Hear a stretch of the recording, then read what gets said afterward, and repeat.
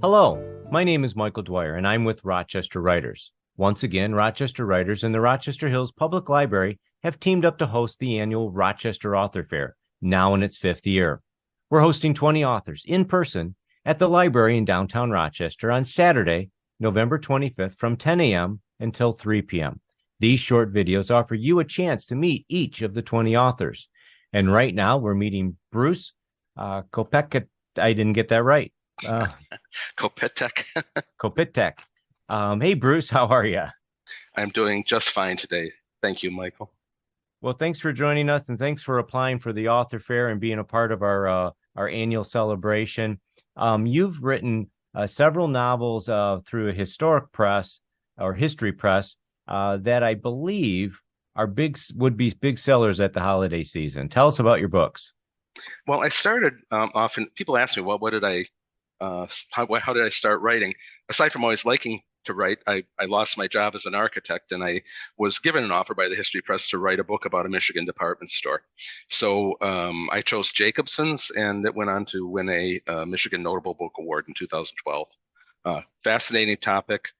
With that success behind me, I wrote three more about different topics, kind of related to department stores or the experience that a person might have in the past when these things were really dominant in the downtowns. I wrote a book about Toledo, and then I also covered the story of the Eaton family in Canada with a book. They were a coast-to-coast department store organization, long known as the largest retail concern in the British Empire. And it's a fascinating story. The family saga reads a little bit like Downton Abbey. If people like that, they'd want to read this. There's a crotchety matriarch and world wars and the family's efforts to help orphans and injured soldiers and all that. So it's got some similarities.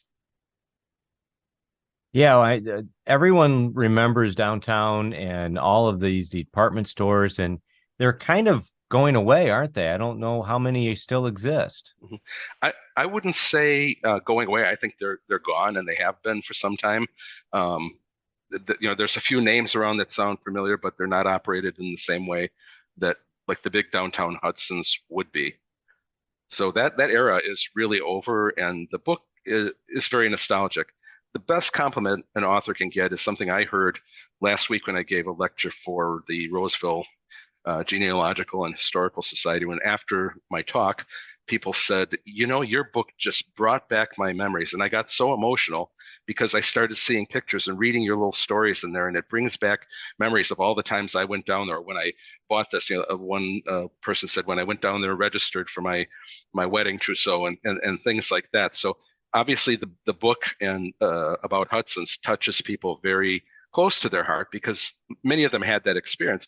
And then there are some that haven't had the experience, given what what we talked about today's department stores, that wonder just how on earth did this exist? How did we have that? And that's really what I tried to emphasize. I knew that it was gone.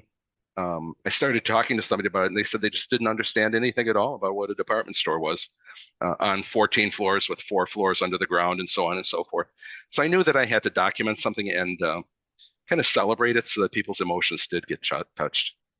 Yeah, it's a big chunk of American history, and it before the internet, and it was a family affair. People would go to the department store, and they might break up and go to their own floors, and then reconvene and have lunch and keep shopping. And that's not even including the holiday experiences that people went to the department stores for. Now, I guess the equivalent would be the family gathering around the computer and going to Amazon. Right. There's something gets lost there. What I think the department store, the traditional North American department store did is it really attracted people to itself, given the events they used to have. There were author book signings, just like we're doing in Rochester, but it was sponsored by what Hudson's had, which was the biggest bookstore in the Detroit area, period.